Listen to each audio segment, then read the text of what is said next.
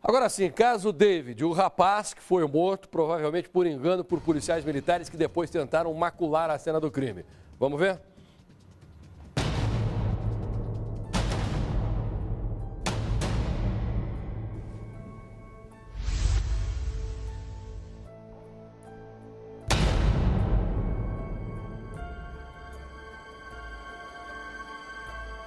Pouco tempo antes da morte de David Luiz de Fronza, de 18 anos, policiais atenderam uma ocorrência de assalto no bairro Tanguá, em Almirante Tamandaré.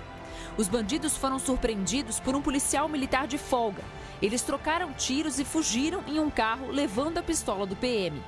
A polícia conseguiu localizar 3 dos 4 assaltantes. Uma imagem de câmeras de segurança mostra o quarto integrante do bando fugindo. Ele chegou a vestir uma jaqueta do lado contrário para despistar a polícia. Ao buscar o quarto integrante, os policiais encontraram o David, também com uma jaqueta vermelha, no momento em que ele pulava o muro da casa no bairro Pilarzinho. Foram 8 tiros. Era final da tarde do dia 10 de novembro de 2018. De acordo com a família, o David estava nesta casa vizinha, tomando café após um jogo de futebol com os amigos. Então, ele pulou esse muro, como fazia por hábito, para ir até a casa da avó, que fica aqui, no mesmo terreno, só que aos fundos, lá. Lá ele teria pego um dinheiro com a avó e novamente voltou, que era a passagem que ele fazia, e pulou esse muro. Foi então que os policiais do BOPE, em perseguição à procura desse suspeito do assalto, encontraram o David. Inicialmente ocorreu um assalto no bairro Tanguá, onde um policial foi assaltado por 4 elementos e a sua arma foi roubada.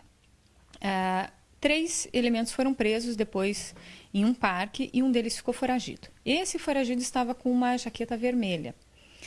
E o David, naquela data, estava, infelizmente, com uma jaqueta vermelha. E o Mocó, a casa onde os assaltantes guardavam produto daquele crime e de outros crimes, ela se situava do lado da casa onde o David estava. Nós temos a casa da avó do David, a casa do meio, que é a casa para onde ele estava pulando, que é do amigo dele, que eles se encontravam diariamente ali. Ele pulava o muro, inclusive tinha até já uma escadinha para ele pular esse muro. E a terceira casa era o Mocó dos bandidos. Então, o David estava pulando para a casa do amigo com uma jaqueta vermelha na hora que o BOPE estava entrando em ambas as casas. O BOPE entrou do lado esquerdo e do lado direito quando o David estava pulando o muro. Tinha uma testemunha dentro dessa casa, da casa do meio. A testemunha viu o David pular um muro, a polícia entrar e o David levantar as mãos. A polícia desconsiderou e atirou no David. Não satisfeita com a situação, a polícia implantou uma arma, alegando que o David teria reagido à situação e teria tentado atingir os policiais com tiros. Após receber os tiros, o David então caiu nesse terreno e morreu aqui. Para a polícia, ele era considerado suspeito do assalto e, para a polícia, ele teria reagido a esse assalto, teria demonstrado interesse em reagir. Mas, para a família, a versão é diferente. Ele levantou as mãos para se defender. Foi isso, Tia? Foi isso que aconteceu. Ele levantou as mãos e ele fez assim, não deu nem tempo. Ele já foram dando tiro nele, ele caiu já no chão. Foi muito triste, sabe? É tão duro a gente relembrar isso. Agora, tia, uma situação complicada, porque ele estava com a mesma roupa, a mesma cor, uma blusa vermelha e pulando o muro. Então, foi a hora errada mesmo. Foi a hora errada, tadinho. Ele estava com a jaqueta que o suspeito estava suspeitando, né, do rapaz lá que fez o assalto lá no Tanguá. E acharam que era ele e tiraram a vida dele. E naquela casa ali, ao lado, a polícia encontrou toda o que foi utilizado no assalto, inclusive os malotes. Eles encontraram tudo ali, dos meninos que assaltaram, estava tudo ali. E daí colocaram um monte de flagrante no menino. Coitado, o David era um anjo pra gente. É um menino que é inocente de tudo, de tudo, de tudo. Os 3 assaltantes presos confessaram o crime. E de primeiro momento falaram que David estava junto no assalto. Mas depois mudaram a versão e afirmaram que não conheciam David. Primeiro que ia falar se David não estava no assalto dos demais. Não estava no assalto. Não estava no assalto.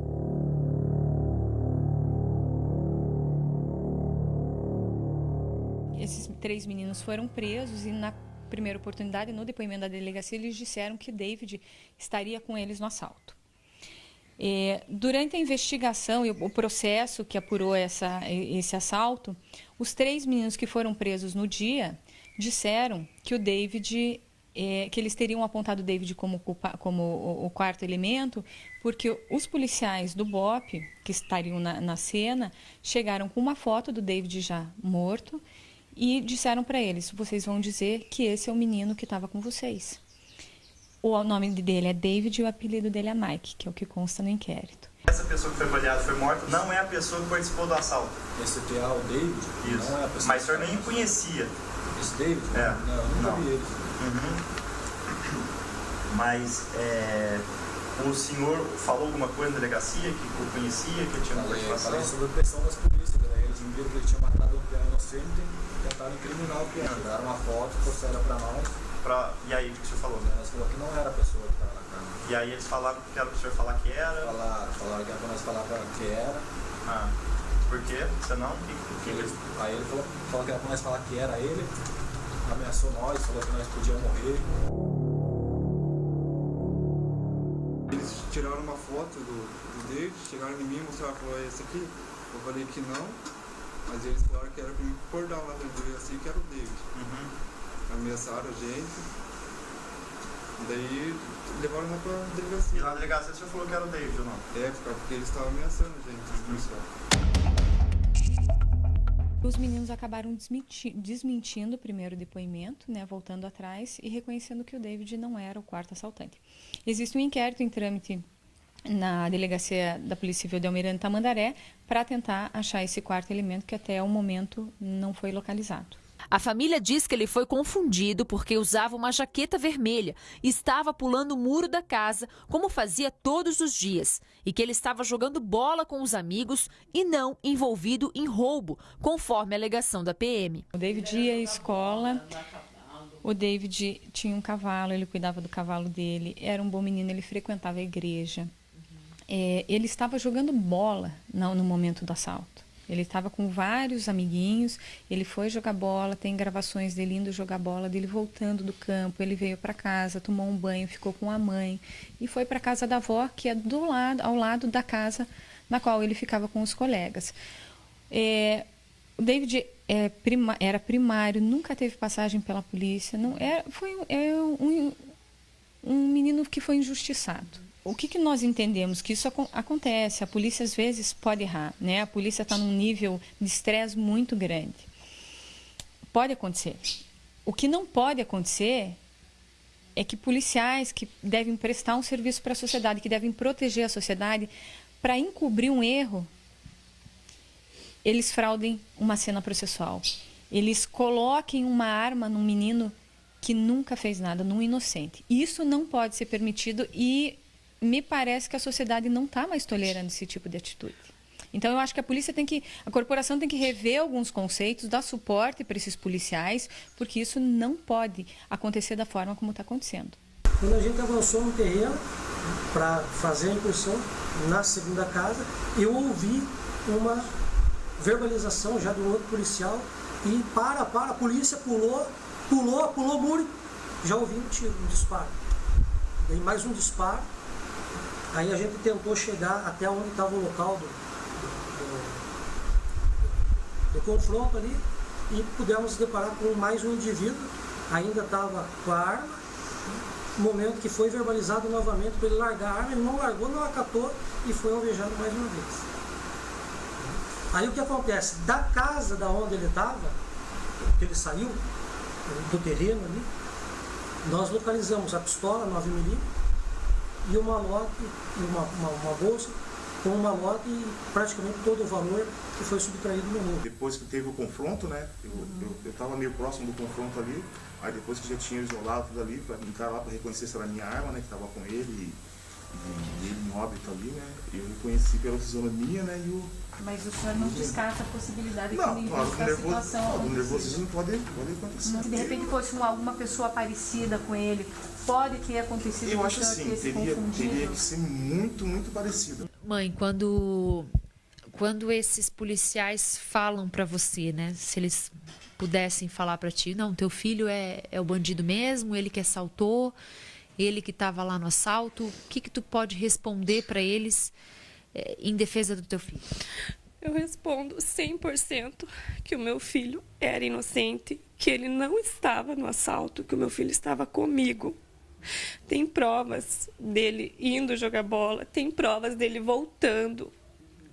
Então, ele não era, e eu tenho 100% que o meu filho era inocente. Ao lado da casa onde o David foi morto está uma casa que, de acordo com a polícia, era utilizada pelos bandidos que cometeram um assalto como um mocó.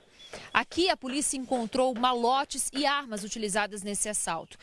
A vizinhança aqui não gosta muito de falar, tem receio de falar, mas de acordo com eles, esses bandidos já utilizavam aqui o espaço há aproximadamente 5 meses. Mas eles não desconfiavam que se tratavam mesmo de bandidos. Para a polícia, o David estar próximo disso é mais um agravante. Essa mulher, que não quer ser identificada, explica o que viu após a morte do jovem. Meu cachorro tinha morrido, eu fui enterrar o cachorro, aí 4 meninos falaram, vamos sair de 2 em 2 para não dar tumulto.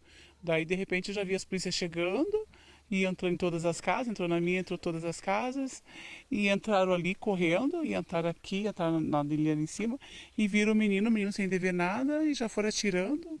Foi isso que eu vi. Você viu em algum momento os policiais pegando alguma coisa, colocando do lado do corpo, algum tipo de sacola, algo assim? Depois que tinha acontecido o homicídio, eles saíram dali com o pacote de arma, tomou com a arma e com o dinheiro. Lá no menino não tinha nada. Não tinha arma, não tinha nada. Eles colocaram depois. Analisando o laudo pericial, não existe uma arma ao lado do David. Foram tiradas fotos no momento da morte, não existe nenhuma arma. E existe a informação do perito, no laudo pericial, que todas as armas que foram encontradas, que eram 2, e o produto do crime tinha mochila, dinheiro, enfim, outras coisas, que isso tudo foi entregue pelos policiais que informaram ao perito que todos aqueles objetos foram encontrados no mocó dos bandidos. Em nenhum momento o perito diz que existia uma arma com o David. Então isso já deixa muito claro o que aconteceu ali. O inquérito do caso de David ainda não foi concluído e os policiais ainda precisam ser ouvidos por essa situação. O que a família pretende agora? O que vocês desejam?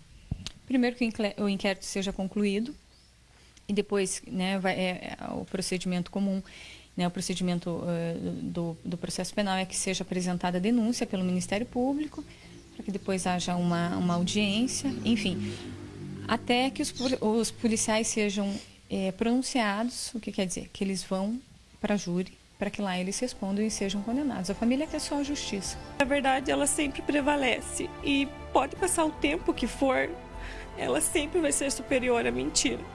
Então, assim, e o que eu quero é que esse policial que se esconde atrás de uma farda, que tirou a vida do meu filho, que ele receba a justiça que merece, que ele seja punido, que ele seja expulso da corporação, porque ele não merece ele não tem que estar na corporação, uma pessoa, e que ele não venha destruir outras famílias como ele destruiu a minha.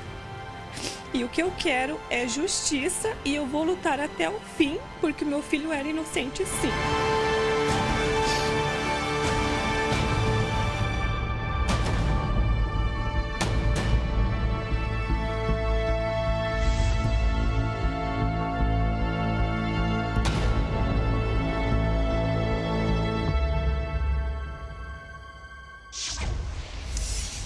Pois bem, os policiais acusados pela família da vítima constituíram um advogado.